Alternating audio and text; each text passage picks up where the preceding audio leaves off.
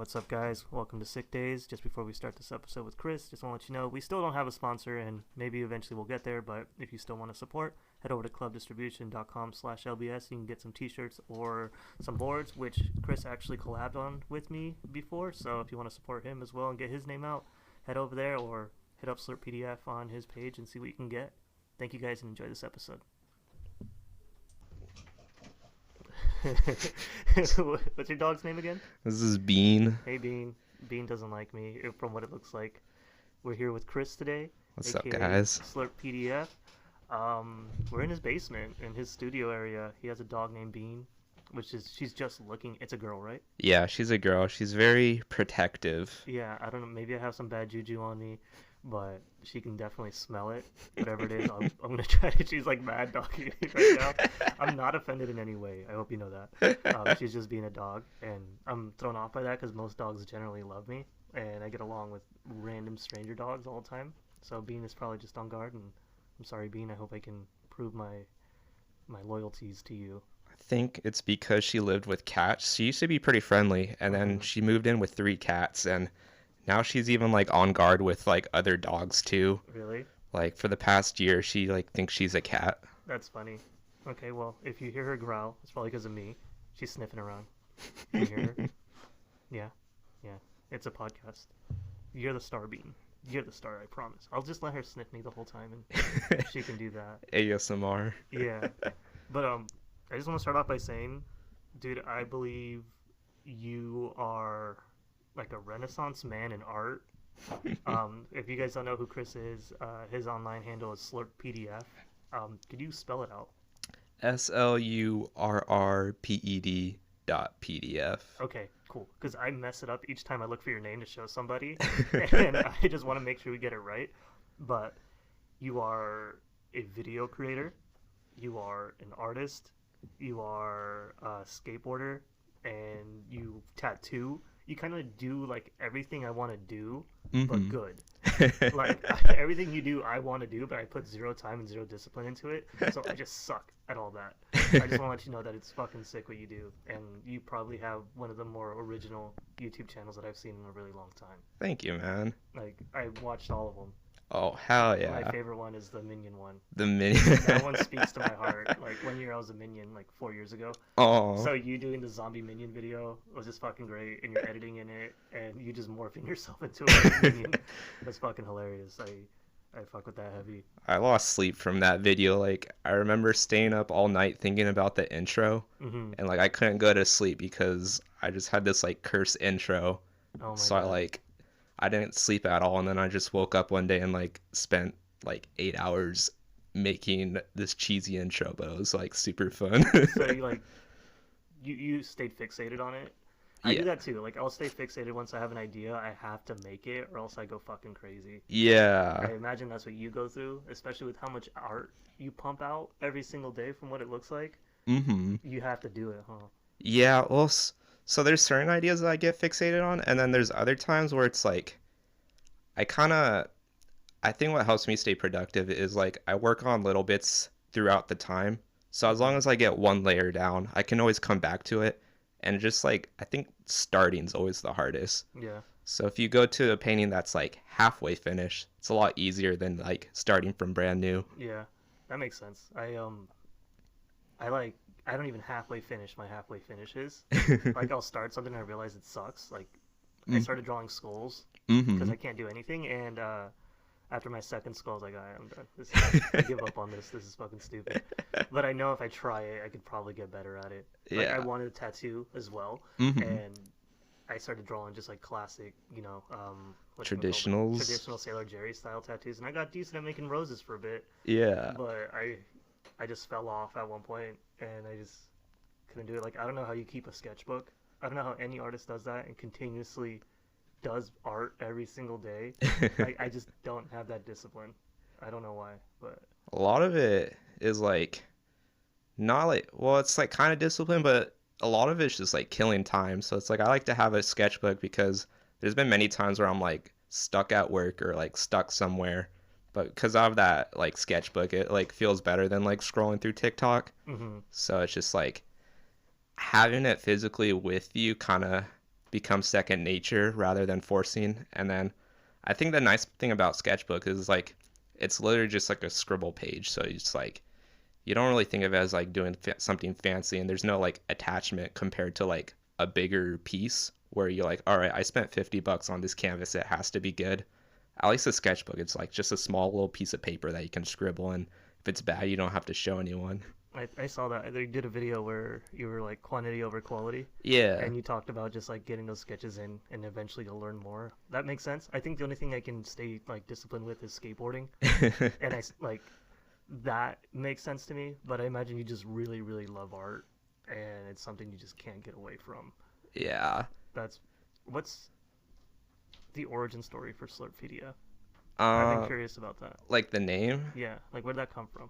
I keep thinking of like an octopus like eating somebody, or like eating some ramen noodles.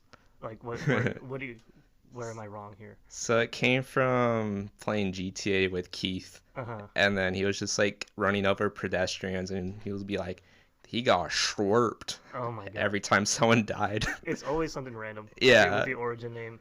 So that kind of stuck with me, and then I remember there's another artist. I think he goes by like Merked, but like he has like a similar style, and then he does like skateboard graphics too. But it was like I wanted something that was like just a single syllable, so it's like easy, and then PDF is just like the file I use all the time. So might as well just go with it. It works. It's like it's funny enough. I like it. The only time I have issues is when I name a file after you, and it's like you can't do .pdf. Yeah. After .pdf because I export a lot of things in PDF form. Yeah. But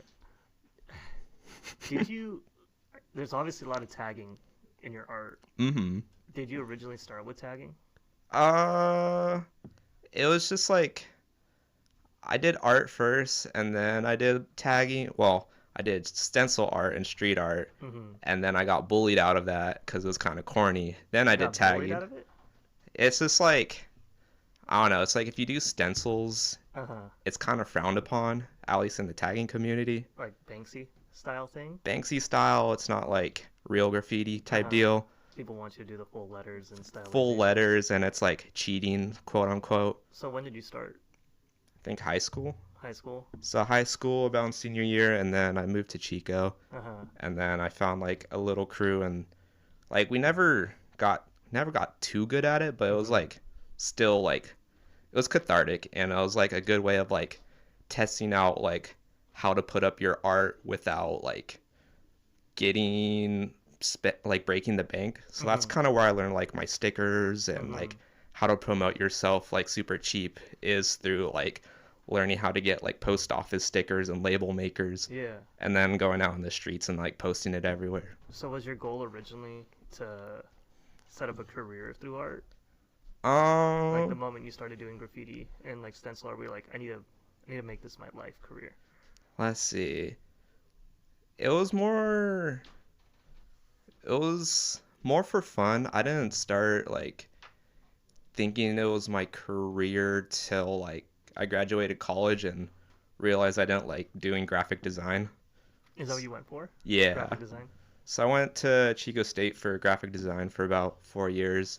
And then I did like some graphic design jobs, but like it's not the same. Yeah. It's like creatively draining because you're just working with text, and then you like send stuff for revision and then send you something back. Send you back, and then it's like you never get stuff done. It takes like a month to finish like one piece after like going through all the like all the hoops. You go through a bunch of revisions and people are like, I don't like this, I don't like that. I used to work for a youth center, and I'd make our flyers. Yeah. And I'm not an artist by all means, but I was the only one who had any like sense of creativity in the form of a flyer. They do really good flyers now. I'm not there anymore, and the person who makes their flyers for this youth center is doing great, whoever that is. Shouts out whoever's there. But I'd get a lot of revisions too. But like my ideas were dumb. Like I wanted to be more edgy than I could have been. Yeah. So that didn't fly for a youth center. But as far as my own flyers now, when I do something, I try my best. Yeah. But it's always about pushing those boundaries, though. That's like the fun part of art. So, you know a good amount of the graffiti people here in Chico? Or is that something you never really got into?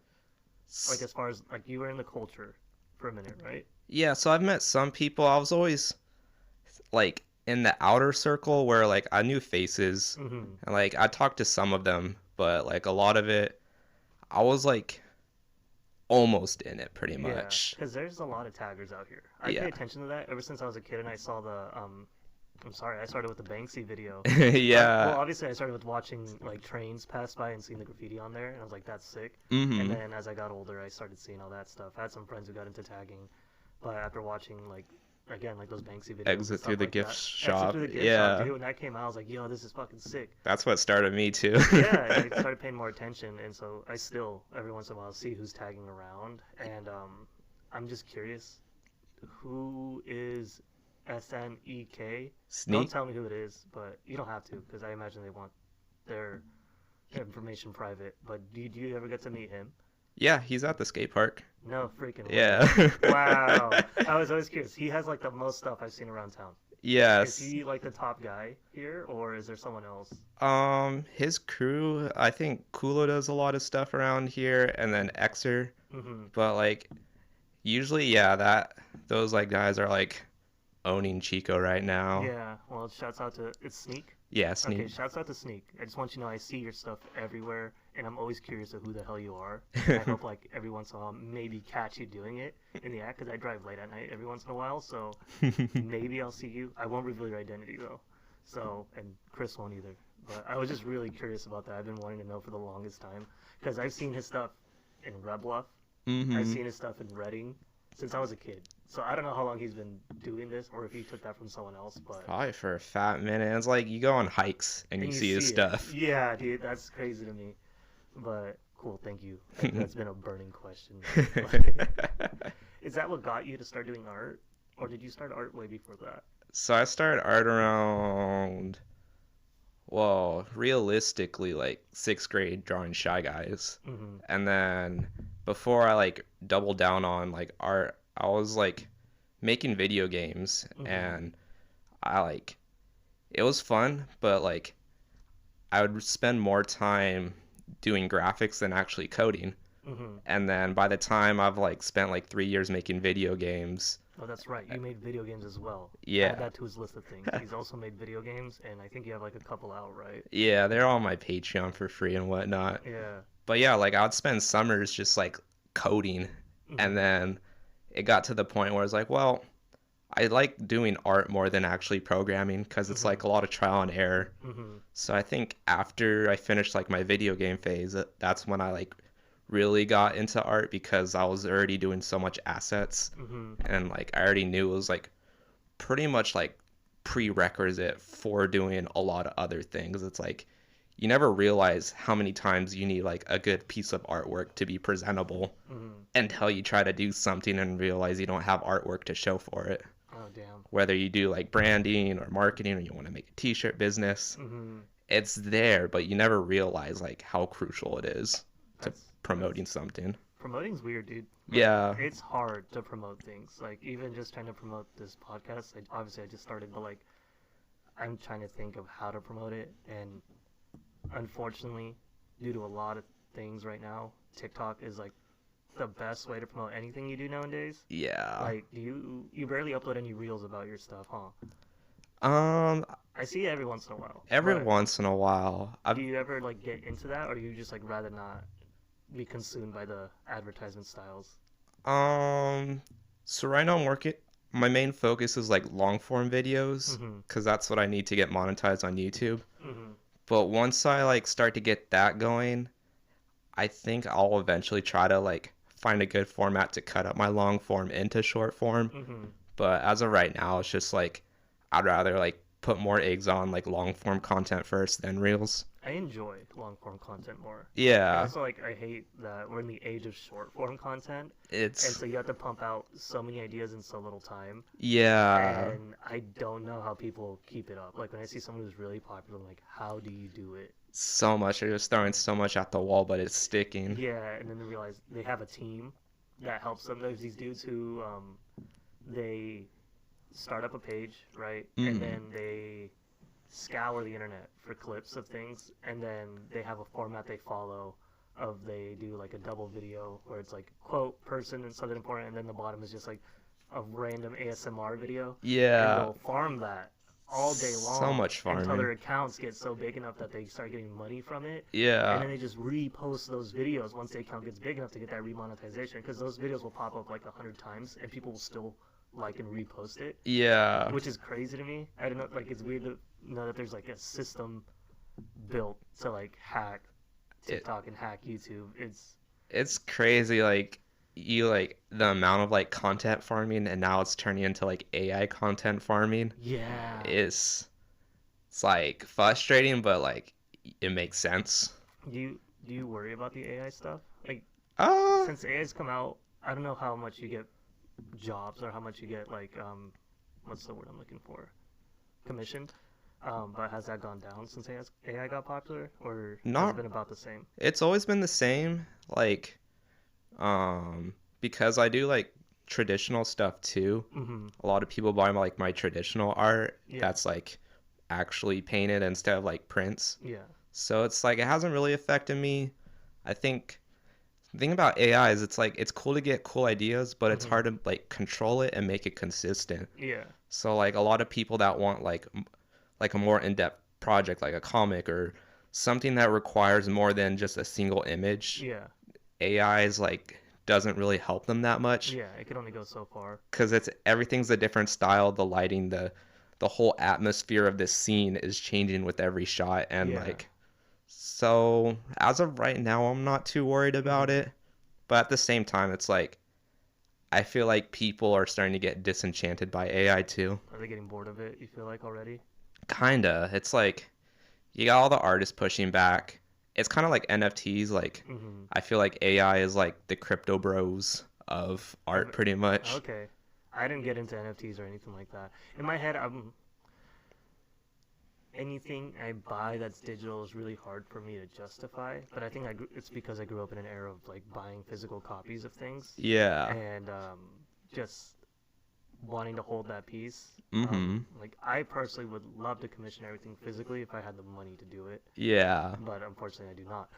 But there's like things that I used with AI, like generating an image of Jerry and JoJo, the LBS mascots, where something I really just wanted to see and visualize to help me guide where I want to put them. Yeah. And like I did that, and it helped me have the idea that eventually I do want to have a TV show with Mm-hmm. them, being their own little adventure, being in like a live action claymation style. It's like Yeah. a weird format, right? And I would not have thought of that if I didn't get one of the renderings from the AI image. I'm like, oh, that's right. Yeah. Like, They look sick in this style. It looks wonky, but like you but can refine it. you can refine it. Like I think as a tool, right? It's It's a pretty good to yeah. use for a lot of different things. Like, but a lot of people use Photoshop AI to help them like fix images, right? Yeah, and it's like it's always been there, like the select and then fill tool. Mm-hmm. That's always been AI, where it just like takes the image around it and fill it, Mm-hmm. so it's like technically we've had like AI tools for such a long time. Like Uh-huh. Photoshop always had like that, like you can like make someone disappear in the background Mm-hmm. through pretty much the clone brush. Oh, is that what it is? Is it the generative AI that like? Because I've always learned how they did the image of like, let's say I'm standing in front of a tree, they Mm-hmm. delete me, and you can still see the tree. So the generative AI is like a step forward. Uh huh. I think it was like it's like fill and then there's like another option under, I forget what it's called. Okay. And then just recently they did the generative AI where you can like really expand everything, Mm-hmm. or like because before it'll just like pretty much make it into the background, but now you can actually like change Okay. specific things with the generative AI. Do you have a favorite AI image? Let's see. I know I love all the really dumb images that come out of AI. Like Yeah. I continuously keep putting Kermit the Frog in situations with AI for me, Yeah. and I just love seeing like trailer trash Kermit or Kermit with a pizza or Kermit with a gun. And those things make me laugh, and like that's one of the things AI has brought for me is just a lot of freaking laughter. Like, right Yeah. out of the bucket. But is there anything like you're like, okay, I give it props for that? I like there's like the Yu-Gi-Oh players. Yeah. That was always pretty fun. It's just like made a bunch of fat Yu-Gi-Oh players and then they had the face one. Monday Cat is a good AI one Hmm. where it took a picture of a cat. They threw an AI to make a human face and then they did reface AI Oh my to god. make it moving. That's So it's wild. like a bunch of AI tools, but Dude, people who use the AI video stuff, like, that's crazy. yeah. I love it. I love seeing all those videos of wizards walking through the forest, or like they're all chiefing Mm-hmm. together in the club or something like that. I'm just like, where do I get that program? Because I would love to make a lot of dumb things with that. But it's, well, I'm glad you're not too scared of it. Yeah, I mean, at the same time, it's like AI has its purpose, and like when I do commissions, if someone doesn't exactly know what direction, I'll just like tell them to like go play around with AI, Really? so you have a better vision to. Because other than that, I'll just be doing revision after revision Yeah, after revision. yeah, So I don't know. For me, it makes my life a lot easier to have yeah. someone play around with the tool to give me like a work of reference to go Hmm. off of. Like worst case scenarios, they just like decide to keep the AI photo. But I also notice AI images don't come out high quality. They look high quality at first, but as soon as you expand it, they pixelize like crazy. Yeah, I haven't seen any like at least a free one. They all end up like that. Like as far as looking on your phone looks fine, but once you expand it on a PC or try to make a design out of it, it's it's come out compressed. it's compressed and blotched. So I guess there's that. Unless someone makes an AI that produces Well, extreme high quality images. they do have like resizing AI where it's Really? like you put it in and then Oh you can no. make it bigger and Oh bigger. no. Okay, never mind. It's game But over. you know, it's an extra step. Yeah. It's funny because I didn't envision AI to be like this. A Mhm. lot of people, including me, envision it to be like take over all the jobs. Yeah. Dude, you know how people are like, hey, AI is gonna take over all like the easy jobs. Mhm. How are they not taking over jobs of like CEOs? Mhm. I'm not even saying it in a weird way. I was thinking about like you have to create a physical robot to make burgers, right? Yeah. Which is much more than just a computer program. You have to create like animatronics and you have to connect things together. And it has to be able to stand on its 2 feet, has to be able to stop, it has to be able to start, it has to be able to refill things, which is like really hard to make a robot do. Yeah. But being a CEO is just like decision making. Right. And all they do is they get data sent to them. They filter that data and then make a decision based on that data. Yeah. So in my head, I was like, can't AI do that? Isn't that like the basis of AI? Gets data, And then, filters inputs, and then brings out new data. Like there's apps built on that find your therapist. yeah. How do CEOs have their job? Probably a mix of being so like well connected in that business. Maybe other business people don't want to be talking to a robot and be like, oh, this guy's gonna fucking kill me. Pretty much, or it's like because at least I feel like for me it's like in the job world it's like just having that connection trumps talent. It's Hmm. like as long as you know someone in that industry and you're chill with them, That makes you sense. can That's like how I got this far. yeah. Like I have zero talent, and people just think I'm nice, Mhm. but I'm just like being myself. Like I like being friendly, and that's got me pretty far in a lot of different places. But as far as if I had someone be like, "Hey, what's your talent?" I'm just like, uh, I I don't know. I really don't know if I have any form of talent besides just like having fun with people and having a good time. That's a talent in itself though. It's like people don't like recognize how important networking is Mhm. and just like being able to like talk to new people Mhm. because it's like yeah, you can get everything done yourself or you can have a team and Mhm. go twice as like fast and twice You as high. you mostly work on your own art pieces, right? Yeah, Have pretty you had to work with a team before on certain projects? so I've done like right now I'm doing concept art for Rabbit Paradise for his game that he's making. Mhm. So this is kind of nice because I can just do concept art and then fuck off while they do all like the actual work. Yeah. So, Okay. Because like a lot of things that I do, mm-hmm. all of it is like continuous teamwork. Like from the skateboarding, it's not just me recording myself. I have to go out and record other people. Yeah. With the podcast now, I go and be with people Yeah. and talk with people, and then like even just my other job where I work with. I sound pretentious each time I say it. I feel like if I'm even using the word right, where I support college students with disabilities, I'm Mm-hmm. working with people the whole time, Yeah. and I really haven't had that experience of just like doing it all by yourself and putting it out. I guess no, never mind. When I video edit it, I guess Yeah. that's a part of it. Never mind. I take back everything I said. It was dumb. But what are you working on right now? So most of my focus is like working on YouTube, Mm-hmm. but as of right now, I still got like my comic in the background Mm-hmm. that I'm Oh, still that's right. yeah. How big is that thing? Right now it's 200 pages. 200 pages? It's all on Webtoons. How long? When did you start it? About 3 years. Let's see. 2020. So end of 2020 is like when I like did the first pilot 30-page episode. And you've been doing this on your own? Pretty much. It's all been just like free time. And then, yeah, I think last year I like posted a page a week for till like end of December. And that was like the most consistent I've been. Normally I would like work on like 40 pages and then don't touch it for like 6 months or like 5 months. So last year was like the first time I've actually like had the discipline to like at least work on something a lot, and it definitely helped for the most part. That seems about right. Like, dude, not only are you just making the art for it, but you're also storyboarding at the same time, and you're creating dialogue. Yeah. And it's crazy that you're just doing that consistently, or at least like in a good chunk of your time you do it consistently. Do you have the story wrapped up in your head? Yeah, so I have like this like 50-page summary of what happens. And now you're just like expanding on it. Yeah, so it took me like, so I wrote the pilot, and then it took me like a year to like outline all the beats and whatnot. I never revised it, but it's on paper, and I'll get to it when I get to it. But yeah, so usually first I do the outline, and then I do the dialogue, and then I do the rough thumbnails, and then after I do the thumbnails, that's when I'll like finish it all. But I usually do like thumbnails throughout like a period of like 14 pages, and I just do like batches pretty much. And did you learn all these like skills when you were doing your graphic design classes?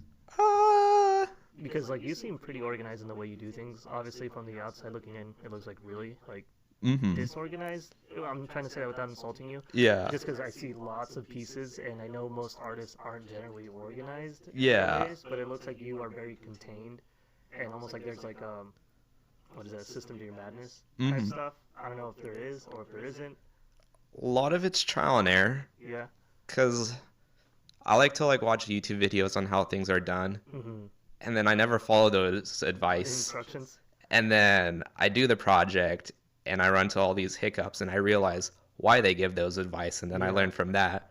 So that was me literally the last podcast where we were trying to figure out the audio for like 20 minutes, and I was like, I just never finished the video. And so I rewatched the video on setting up OBS, and it's like, oh, okay, I'm just a dumbass. But that's cool that there's you're not afraid of failing. Yeah. While you do your art. And then it's like, I don't know, everyone's afraid of failure, but like failure is how you learn not to do something. So you're still making progress. It's like skate tricks. It's like once you fall on something, you learn to commit more. Yeah. So it all builds up pretty much. It's really a good way to think about it. And I know a lot of people still don't think about failure in that way. I was thinking about that the other day of like, how many times have I failed at something? Yeah. And I'm still trying to pursue. But a lot of people I think are really scared to fail. Yeah. And that's why they don't really get to where they want to be. I mean, obviously, failure is not the reason why I'm not good at drawing. That's like lack of practice for me. But there are things like where I have not given up on, and hopefully soon they start flourishing. Yeah. But it's a really good mindset to have, to not be scared to fail and scared to try new things. Like when I had my shop, I've had a couple people come in and they said they were jealous. And I was like, dude, I'm stressed. And they're like, yeah, but you're doing what you want. And like, these people made more money than me, like twice, 3 times more than I could, than I've ever made in my life, which I'm like, damn, that must be nice to not have to worry about bills. But they felt almost like trapped in their job. And like they had to be there, which is, I guess, isn't a trade-off. I'm hoping to find a balance. It's a weird balance because it's like, it's nice to have that security, and then, but it's also nice to have your own things. But it's kind of weird because, at least from doing YouTube and like doing art for money, it's like, so you have your internal motivations of like, and that's usually what like keeps me going, and then you have your external motivation of like getting paid to do something. But I always notice like whenever something's like externally motivating me, I'm not as motivated to do it as like internally, like my comic, like I make no money off of that. Yeah. Spend 8 hours a day drawing a page. Yeah. But then I get a commission from someone that most of the time I'll just like slack and slack. Then I'll bust something out, but like, Mhm. I mean, I care about it, but like not as much as my comic, you Yeah. know? Yeah. It's your baby. Yeah, it's my baby. This is just money, you know? Yeah. So it's like weird to think about like having that like external motivation on something creative. Mhm. But That makes sense. I'm trying to think of this. Is there anything that like that separates my internal from external motivation? I think mine are really blurred. mm-hmm. Obviously, money is a motivation, but also like just a lifestyle is a Yeah. motivation for me. Mm-hmm. Like being able to come out, record something, and I was gonna say, do you want to skate later Yeah, after this? Would you be down to skate? I'm down to skate. See that's the lifestyle I want, Yeah. where I can go record an audio with some friends and then go skateboarding and then go fuck off the rest of the day. Like Right. that's what I want, and if I can achieve enough funds to get there without having to worry of like, oh god, I gotta go to work like the next day. Like my job is super chill. Like Yeah. I want to let people know I am very lucky to have my job, and the chances of me getting this job were very slim. And shouts out to my boss for giving me this job. You're great, and for giving me all the leeway you've given me for all the crap I've had to do. But it's very chill sometimes. Sometimes it's like a little rush of things of dealing with students and having to not deal but like support them with their behaviors and mm-hmm. stuff like that. That can get stressful.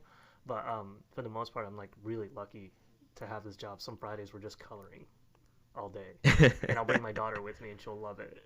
So, but I still want that freedom of doing whatever I want for the day. Yeah. So It's a mix. it's a mix, and hopefully we can get achieve that. Like I don't know if I'd like it if I had to do podcast sessions like 3 times a day or something. Right, but Maybe I guess if everyone I talked to was interesting and like fun, mm-hmm. and I just didn't get bored of it. But at least if you do something enough, what's fun becomes work. Like I'm sure pro skateboarders Yeah. feel like they don't feel like falling off a handrail that day. Yeah, But that's true, dude. Like, they kind of have imagine- to. Yeah, imagine you just want to relax today, and your boss is like, "Hey, I need you to do a Get fucking clips. backside flip over a 12 stair." Yeah. And I'm like, fuck, I do. Like, that would suck. That would suck, but I don't know. It's like always this this like weird balance with like trying to balance your passion and like monetizing it. Mm-hmm. And it's like this like it's a blessing and a curse because it feels amazing when you get to that point where you're making money off your passion. Mm-hmm. But then if you're not careful with it, it can turn into like another prison you're like stuck Yeah. in. Yeah, it's weird because I feel like if I did monetize all my passions, Mm-hmm. I would not do them long enough, or eventually I'd start fumbling all of them. Yeah. Like, if being my friend was my monetize, which is almost similarly is, because like I can't talk. Similarly is like working with the students. I'm essentially their friend and their support, and somehow I'm getting paid for that, Mm-hmm. which is pretty freaking solid. But I still end up drained as hell at the end of the day for how much I have to socialize for Yeah. 8 hours.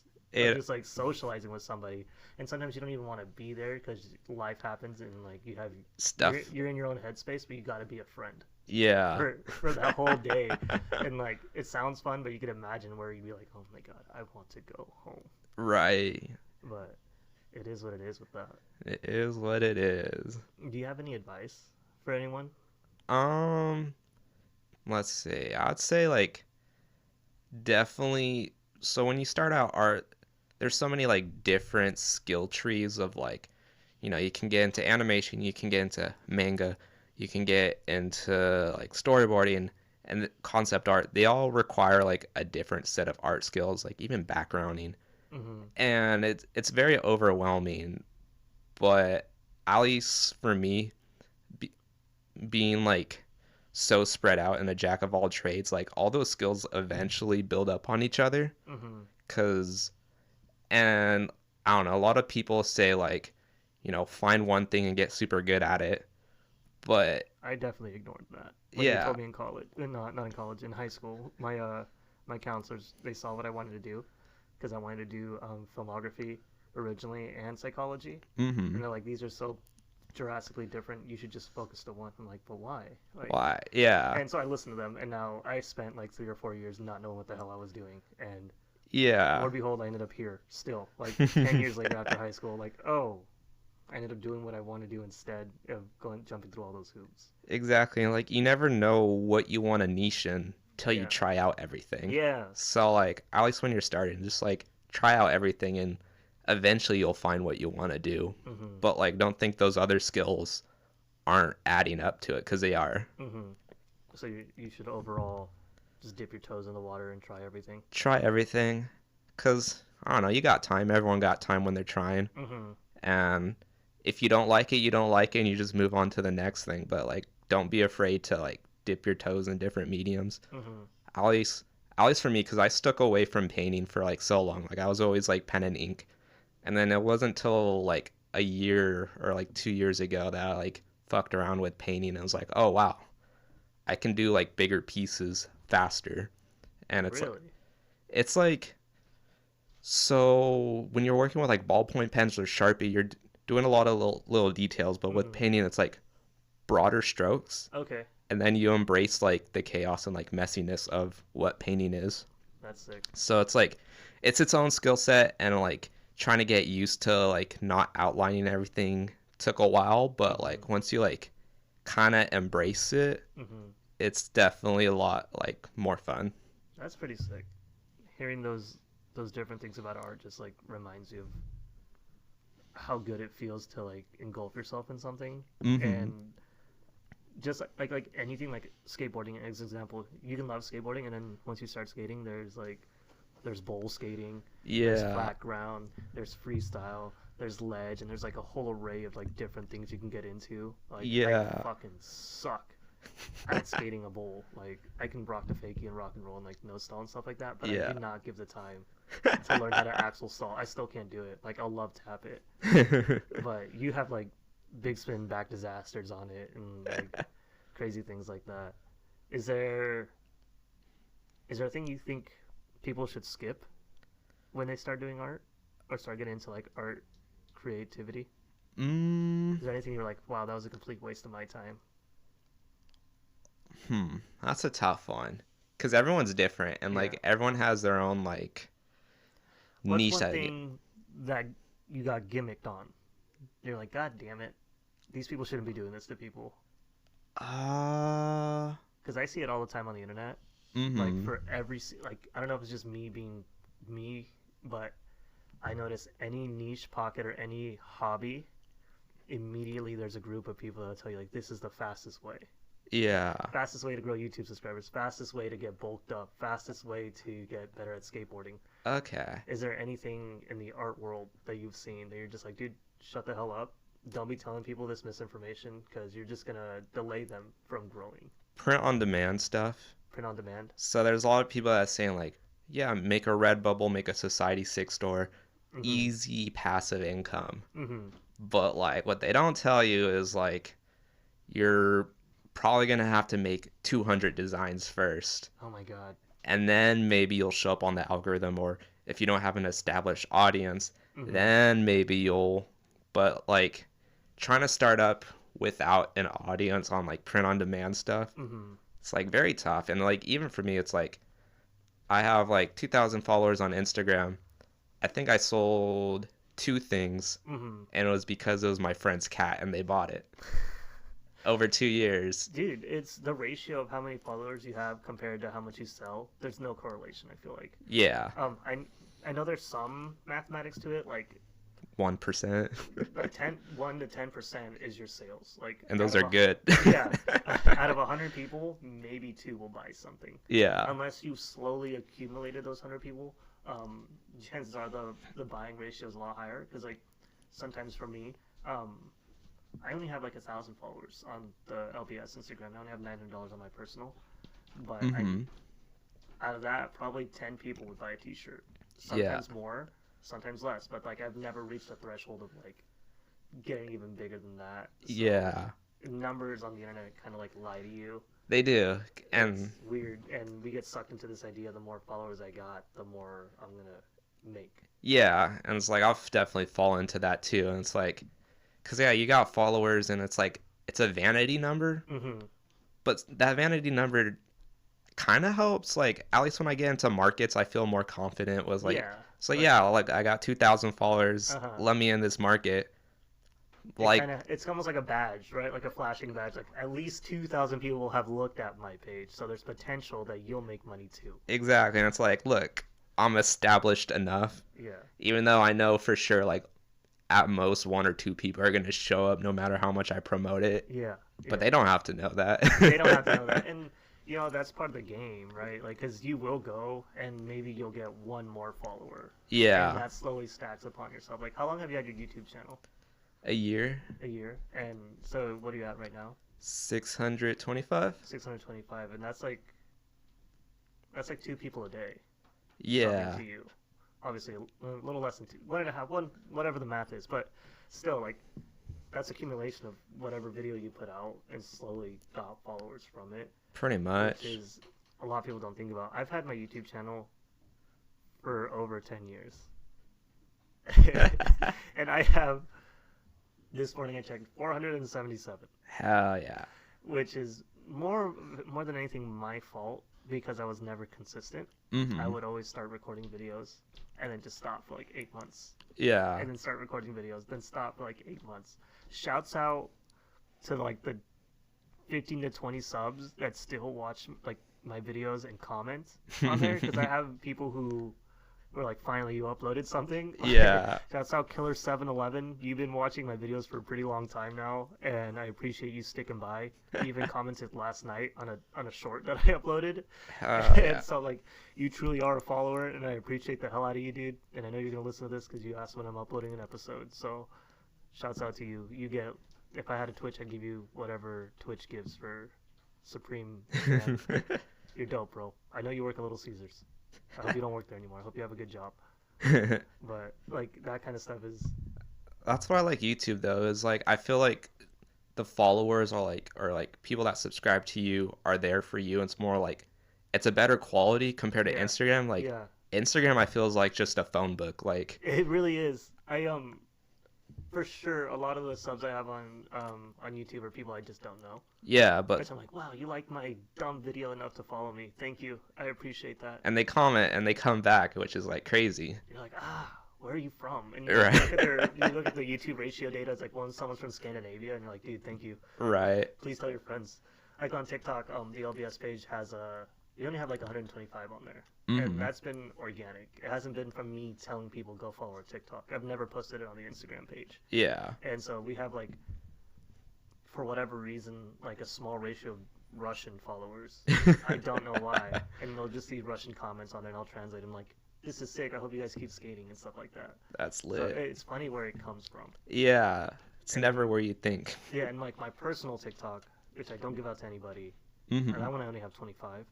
But those have been one by one from each video I posted, and they're like, "This is cool. I'm following." I'm like, "Yes, thank you, thank you. That means a lot." Right. Me organically is what got you to follow, and I think eventually that'll bring more support than anything to anybody.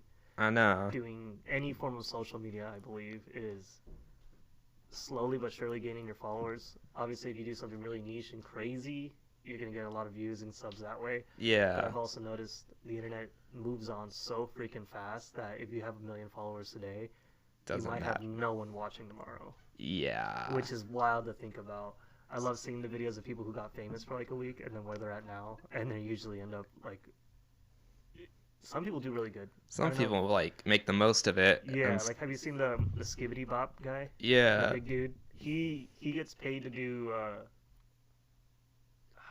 He promotes restaurants, and so they'll pop up, and he just like, he does a TikTok video with them where they bring out the food, and he just does his dance, and it's really funny because he started off like in this worker uniform, and now he's like in this nice velvet white outfit. He's just like Yeah. straight up has gold watches on. I'm like, he did it right. He did it He right. didn't do a bunch of drugs. Like, I'll see other ones where people are just tweaked out and they just ruin their lives after they get some fame, Yeah. which is wild. Like, how do you think you would do if all of a sudden you got popular? Um, let's see. That's a hard one because it's like I feel like because no matter what, you're gonna get criticism. Like Mhm. I've always had criticism, but Mhm. like I feel Who's like criticizing you? So like when I like made a game, I like got this like dude to like review it, and he gave it a 0 out of 10 Oh. and like I was 14 at the time, so that was like heartbreak. He was like, Yeah. "Dang, I spent like 2 months on this game and got 0 out of 10 stars. Uh-huh. It didn't even make the board." Oh my god. But it's like little things like that. But like, cause like you have, it's one thing to get criticized like, oh whatever, it's like one person. Then you got like 200 people calling you cringe. Like I feel like that'll like fuck with you mentally. Yeah. So who That makes knows? sense. I remember one time I made a puto hoodie, Mm-hmm. and this is when I was still learning, and I was like, I saw skate companies, what they would do is they would pay for advertisement, which is one of the things I don't think is spoken about skateboarding. Is it's supposed to be this raw, unfiltered thing, but Yeah. every single company pays for advertising, Mm-hmm. and it's just when you're a big company, it's not frowned upon, but when you're a small skate company, they're like, "Why are you doing that?" You're, Yeah. like, real, but then they'll still go. That person will still go buy a pair of Nikes, which I have no problem with Nike. I love the kids making my shoes, but I did that, Mm-hmm. and I set the location to Los Angeles to push the advertisement, Yeah. and it was really funny because I got like 1,000 likes on that post, but everyone was immediate. It's like, "Oh, I am wearing that here. Don't let the OGs let you see you wearing that." It's like, what the fuck is you doing putting that shirt around here? Because I put in rainbow letters too. So, and yeah, there people will criticize you, but I Yeah. thought of it more as funny than anything. I think if I got really popular out of nowhere, I would hear a lot of things about my teeth or my eyes, Mm-hmm. and I'm totally okay with that. Just have to embrace it. You got to embrace your flaws and just let them do their thing. Exactly. Because I know my teeth look like a roller coaster ride. I remember when I first got my braces, the first thing a kid came up to me and says like, "Dude, they put a fucking roller coaster in your mouth." Yeah. Like, fuck you, dude. Oh my goodness. Yeah, it was like all jaggedy, and like my teeth went back to it now, but like, I think I do okay. Yeah. Yeah, I worry more about people who criticize my daughter. Yeah. Then I'd lose my shit. I think if you're like single and by yourself, like dealing with criticism is fine, but as soon as your family's involved or something, Family, or they and start I know doxing. how crazy the internet is. Yeah. And they'll see a kid and they'll immediately attack the kid if they don't Mhm. like the parent, Yeah. which is wild to me. Which like, I'm blessed. Aurora has like one. I have a daughter named Aurora, as you know, and I have one video of her on the internet, Mm-hmm. and it's of her behind a couch, like I'm holding her, and I like tweak her out for a little bit and then put her back in behind the couch, and I named the video Duende Caught on camera, Mm-hmm. and that's like my most popular video on YouTube right now, and it's really fun. It has like 220,000 views, Mm-hmm. and the comments section is so fucking hilarious about what they're saying. Luckily, no one's criticized her. Mm-hmm. They just think she's a boy. All the main comment on it is like, "Leave your nephew alone." That makes me laugh, but I feel like if it was any other type of video, immediately there'd be some stupid comments on there Yeah. because people on the internet are just crazy. Crazy. And then you got that anonymity. So they'll Dude. just say shit. People will say anything they want on the internet. Yeah. And they will have zero consequence of a feeling, and it's just like pretty wild to see people be total freaking goblins. Right. One time on Twitter, when it used to be Twitter, I put out a tweet saying atheists can be stupid too. Mm-hmm. And at the time I was atheist. Yeah. I don't know what denomination of anything you are, but at the time I was atheist, and I put out that tweet just because because I would see a lot of atheist accounts putting up like, Christians are stupid, Catholics are stupid. If you believe any form of God, you're an idiot. Yeah. Believing so, and I just hated the idea of just because you don't believe in something that you're automatically smarter than everyone else. Mm-hmm. And so I tweeted that, and literally hundreds of accounts started attacking me. And like, Jeez. they called me like a Bible thumper, and gave me some religious bullshit spew or whatever. And none of them bothered to look at my tweets before that. Yeah, they Saying just like on my beliefs, and never bothered to check in. And it's like attached to one thing. they attached to one thing, but luckily you haven't experienced too much of that. Yeah. Like on as far as your art goes, there's not a group of people who are like, this art sucks. Because I think your art's fucking sick. Like, what is your inspiration? Like, I'm trying to find, like, I know artists generally have a lot of different inspirations for things, but is there like one thing you think that really pushed your art style? Let's see. So as far as like my more like realism stuff goes, um, there's like this other artist. He did that bat over there. Um, This one right here. yeah, his name's Bodhi, but For those who can't see, it's this bat outline almost with like this orange. I want to call it goop, but it's paint. But it gives me the vibe of like goop, like splurt. splur I don't know the word. drip. Dripping, splashing out of it. It looks pretty sick. It's a very chaotic, like chaotic structure piece. Yeah, so we've traded art. He lives in the East Coast, Uh huh. but I've taken like a lot of like pointers of like how he paints. So him and hand drawn, I've like learned a lot as far as like being a lot looser and like watering down my acrylics and just like letting the water do its thing to Mhm. like build up the textures. Mhm. So that's like those two guys have been like pretty good what do you call it? Inspirations. Mhm. And then as far as like outside media, it's like definitely like anime and then um a lot of times it just comes from Instagram Yeah. and like I'll do a lot of studies of like other artists. Mhm. I'll like recreate it, drawing it and like seeing how they break down their forms. Mhm. So it's like definitely like a jumble of like anime, black tattoo work, Mhm. and then like concept art. I just want to get one thing out, Mm-hmm. and this is for anyone that talks about like copying people's art. Mm-hmm. I understand it, but from what I've seen, and tell me if I'm wrong, a majority of artists make something that's a reference from another piece of art that they've seen. Oh yeah. They eventually have to accumulate an idea, right? Yeah, so it's like if you think about like idea making, Mhm. let's say like you making a story or something, you never create something from scratch. Yeah. Like usually how the human creative process is like you combine ideas, you don't create Mhm. stuff. Mhm. So it's like a lot of it comes from art too, is like you have inspiration and you merge it together. Mhm. And it's like a lot of like professional artists, they'll have like mood boards and like they'll grab like 12, 15 different pieces Mhm. to look on the side to Mhm. take those like artistic combination of to make something new. Because that's what you do, right? You take like, let's say there's trees, city lining, a dog, and I'm just naming up really basic shit. Mm-hmm. But you're gonna be like, oh shit, the texture off that dog, that'd be crazy over here. Those spots might be a good piece for this wall.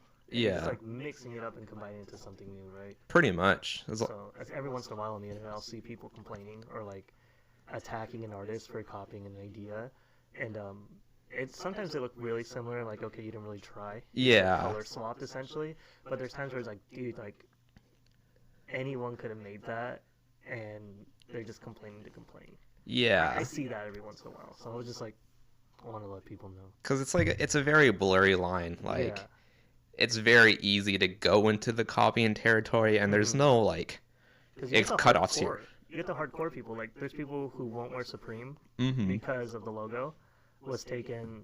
The style of the logo was taken from this like 1950s or 1940s artist who put that red bar and put letters in front of it on all her art pieces. Yeah, And Barbara Kruger. is that who it was who made that? They probably have the same one, but yeah, I think she does like black and white Yeah. and then red. Yeah. And they won't wear Supreme. I mean, I won't wear Supreme because I can't afford it. But if someone like gave me like a hoodie, I'd probably wear it. But I get where they're coming from. Like that almost looks like a completely stolen thing. Yeah. And I think only because it got really famous is why people are just like. Mm-hmm. And I understand some artists want their money when their likeness is used, but there's also like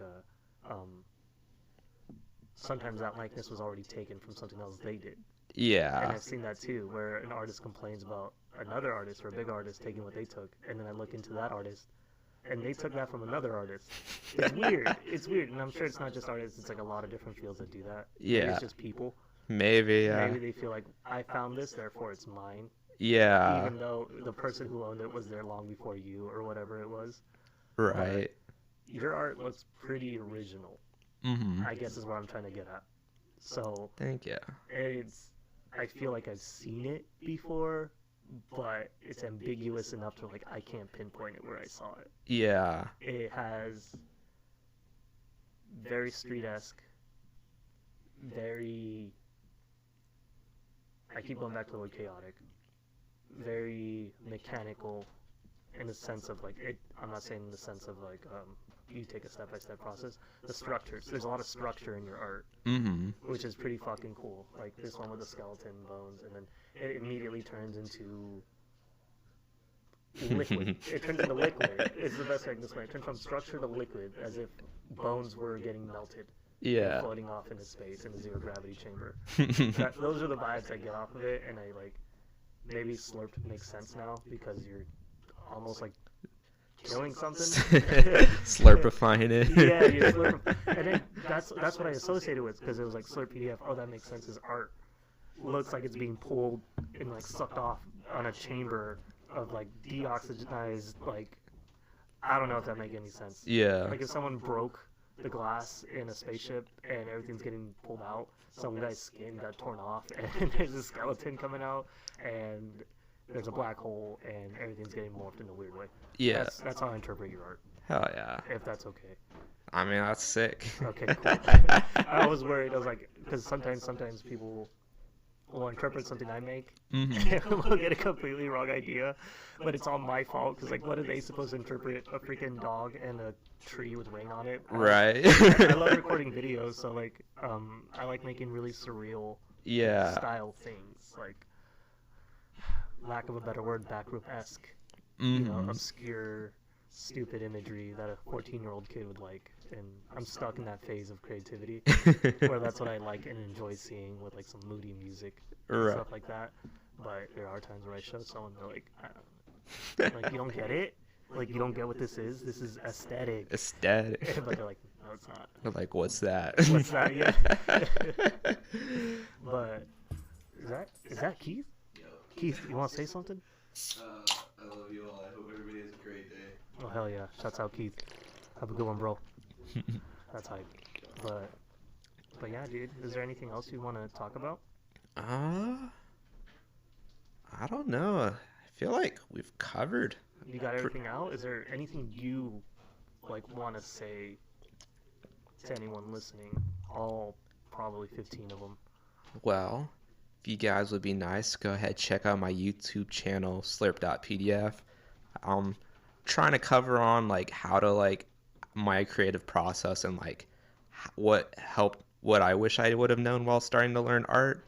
So if you guys want to at least see my creative process of drawing and painting, go ahead check out my YouTube channel. That's what's up. What is it one more time? Slurrped.pdf.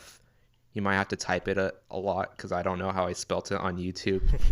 It's spelled different on every platform. How about this? I'll put Slurrped.pdf YouTube channel and I'll do the Instagram on the info on this episode. Don't forget to follow him on Instagram, YouTube, and I think you have a Patreon, right? Yeah, if you want to play my free games. Go play his free games. I have some friends who probably like your games because they remind me of Kirby. And I have a lot of friends who enjoy Kirby-style looking platformers. That's what they are, right? They're like platformers. Yeah. Yeah. So go check out his Patreon. Maybe throw him, maybe commission him some art pieces if you need something done. He did 2 t-shirts for LBS, and he did a skateboard for LBS. And he did a mural on our wall. And there's another board design coming when I have enough money to make that board design come out, and a t-shirt design when I have enough money to make those t-shirts. But I think that's all I got. Yeah. Thank you guys for listening. Don't forget, follow Slurrped.pdf on Instagram, Top Tier Dad on Instagram. My YouTube's the same, TikTok's the same. And thank you guys for listening to Sick Days. I didn't even give the intro to Sick Days. This is Sick Days Podcast. I don't even know if you knew the name. Nope. I just knew we were podcasting. The name is Sick Days Podcast. Thank you guys again. Don't forget to follow us on Spotify as well. Let you know when the next episode's out. I love you guys. Let's go skate, dude. Let's go skate. Yeet. Yeet.